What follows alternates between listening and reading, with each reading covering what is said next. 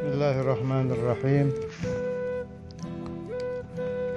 Alhamdulillahi rabbil alamin. Allahumma salli ala sayyidina Muhammadin wa ala ali sayyidina Muhammad, amma ba'd. Qala al-mu'allif rahimahullahu ta'ala wa nafa'na bihi bi asrarihi fid dharain amin. Kitabul Hikam, hikmah ke-15. Mimma yadulluka ala wujudi qahrihi subhanahu an hajabaka anhu bima laysa bimawjudin ma'ahu. Mimma dari apa-apa yadulluka yang menunjukkan engkau ala wujudi qahrih, atas adanya sifat qaharnya Allah. Qahar itu maha memaksa, nanti dibahas.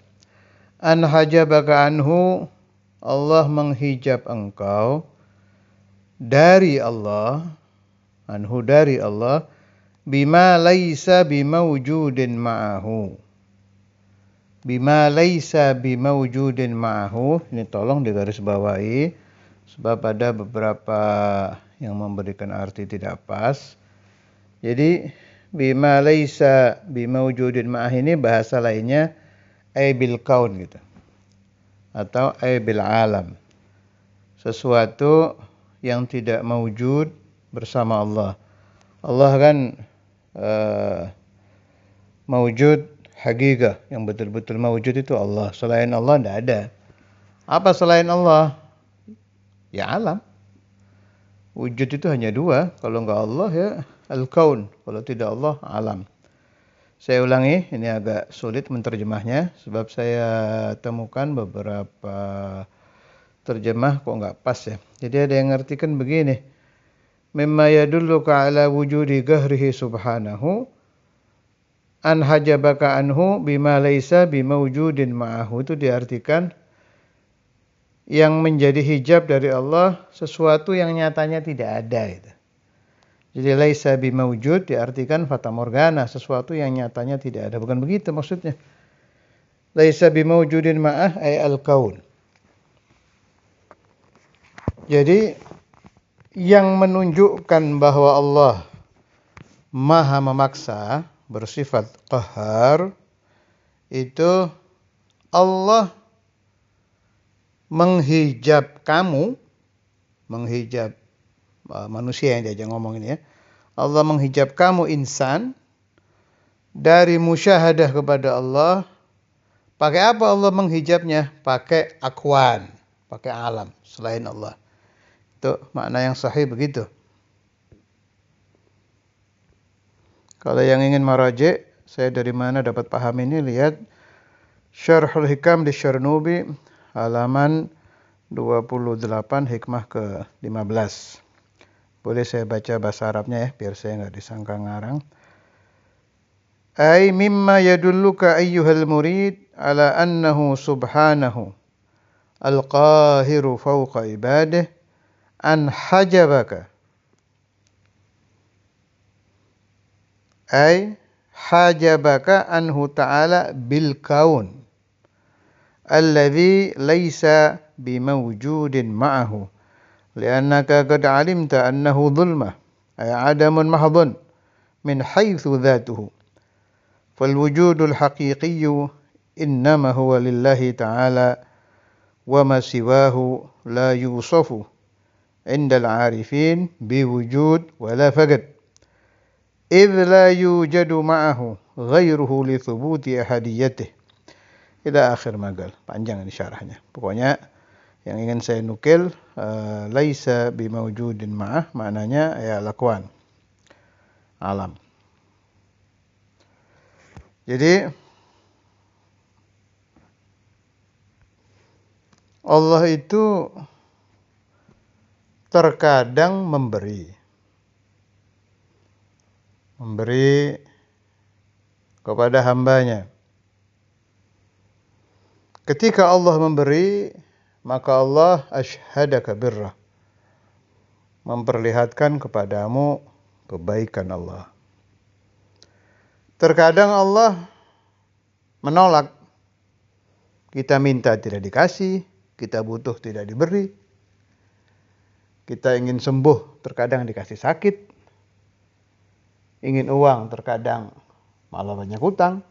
Kebalikan dari yang kita inginkan. Ini terjadi sehari-hari, sewaktu-waktu di manusia. Apa itu?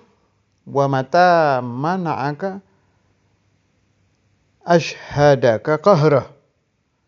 Ketika Allah tidak memberi, mencegah engkau dari yang engkau inginkan, itu Allah sedang memperlihatkan sifat qaharnya Allah. Maha memaksa. Nah, untuk qahar ini, kalau Syekh Soleh Darat itu ngartikan pakai bahasa Jawa murbo meseso. Murbo meseso itu saya pernah tanya ke guru saya, Kiai Ahmad Kiai Hasan, itu diartikan semaunya sendiri. Semaunya Allah. Kadang orang sudah tua, tidak bisa apa-apa, umurnya dipanjangkan. Kadang bayi sedang sehat-sehatnya, sama Allah dimatikan. Sehat, kuat, menawan ini bayi, tahu mati. Sama Allah dimatikan. Terserah Allah itu. Itu kalau bahasa Jawanya murbo meseso.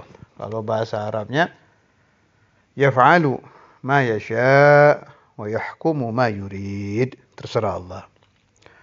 Allah yang sedang memunculkan murbo mesesonya, sedang memunculkan yaf'alu ma yasha' wa yahkumu ma yurid, itu disebut qahar, maha memaksa. Saya ingat Syekhuna Al-Imam Al-Hafidh Al-Musnid Al-Qutub Habib Abdullah bin Abdul Qadir Bil-Faqih itu sering bahas tentang qahar ini.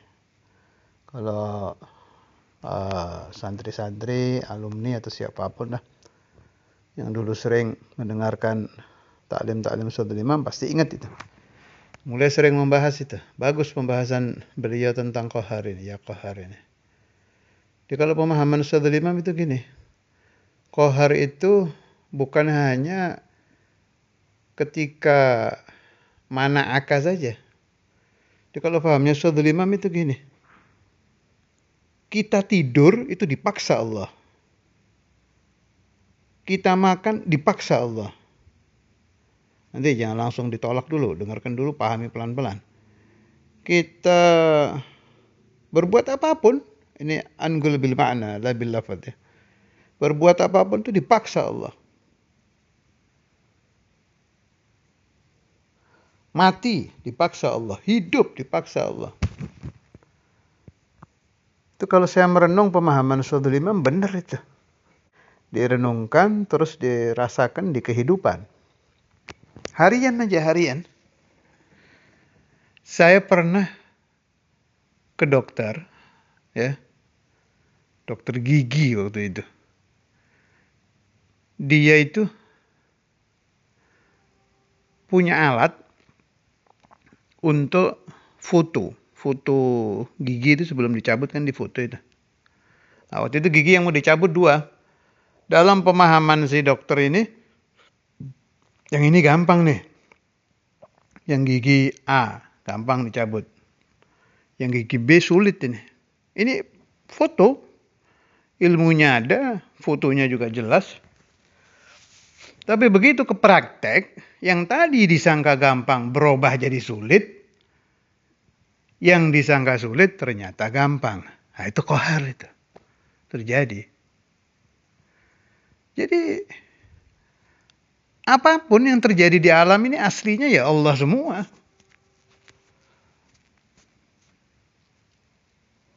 Contoh lain. Sering terjadi kalau saya ngobrol dengan orang-orang ahli dagang. Saya nunggu-nunggu hasil dari ini. Udah rapi semua. Mulai dari pendekatan kepada pembeli, yang akan dijual dirapikan, macam-macam pokoknya yang harus dilakukan untuk jual beli udah beres ini. Nggak jadi begitu tanggalnya. Allah ngasih rezeki dari arah yang lain. Nah itu, asyhadaka qahrah lagi. Semua, setiap waktu, qaharnya Allah Ta'ala itu terjadi di akwan, di alam. Ini masih pemahaman Ustadzul Imam ya. Kalau pemahaman Sayyidi bin Athaillah dibagi dua tadi. Kalau memberi, asyhadaka birrah. Kalau mana'aka, asyhadaka qahrah. Oh, dua-duanya benar. Kedua beliau sama-sama arif billah, pemahamannya benar, hanya beda di pembagian aja. Kalau ma'nan wahid. Al-kullu minallah wa kulluhu la hawla wa la quwwata illa billah. Saya ambil contoh lain tentang aurat. Bab yang banyak dengar ini kan santri.